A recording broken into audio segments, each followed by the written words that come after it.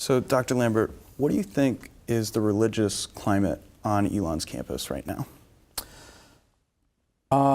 One of the things that I'm proud of about Elon is that we take students' spiritual development seriously, along with, of course, their intellectual development and their physical development. Elon is about the development of the whole student, every dimension of being a human being.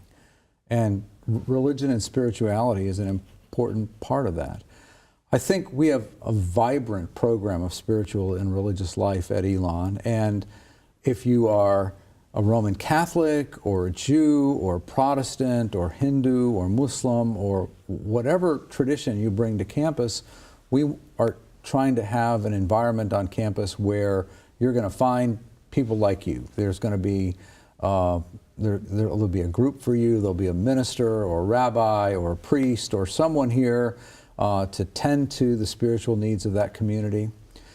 But beyond that, I think where Elon is trying to go is to also try to get these communities all talking to one another. I think part of the great tension in the world today is there are gulfs, great divides between religious traditions. And those gulfs can only be crossed when people sit down and have conversations and get to know one another. And so I'm very heartened by all the activity that happens in the Newman Lumen Pavilion on this campus, and where you'll have Jewish students and Roman Catholic students communing, or all kinds of events going on to try to help students on campus. Like last Friday, there was a Holi celebration, which is a Hindu springtime festival that took place on Young Commons. Part of being a liberally educated person, a broadly educated person in the world, is knowing something about not only your religious tradition, but everyone else's religious traditions. And I think Elon takes that seriously as a part of getting a great Elon education. So I'd say religious life on campus is very vibrant, very diverse, and we see it as integral to what we do here at the university in terms of student development. So you mentioned the Newman Lumen Pavilion. Can you just talk a little bit more about how that contributes to this vibrant religious climate on campus? The idea to fund a multi-faith center on campus was initially supported by an alumna of the school, Edna Truitt Noyles, who just recently passed away about 2 months ago, and is a fabulous human being, class of '44.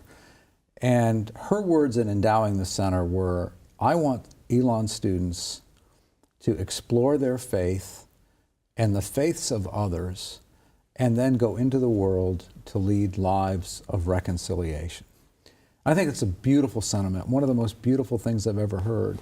And I think it puts a challenge to us out there, is to use our religion, our spirituality, for the broader causes of reconciliation and peacemaking, which I think the world badly needs right now. And her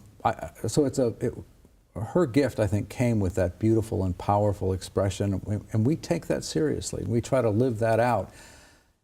The Newman Lumen Pavilion, I am told by the moving and setup crew, C.C. Cowan's crew, that is the most scheduled building on campus. And that tells you a lot about the number of great activities that are happening there all the time. And that makes me very pleased.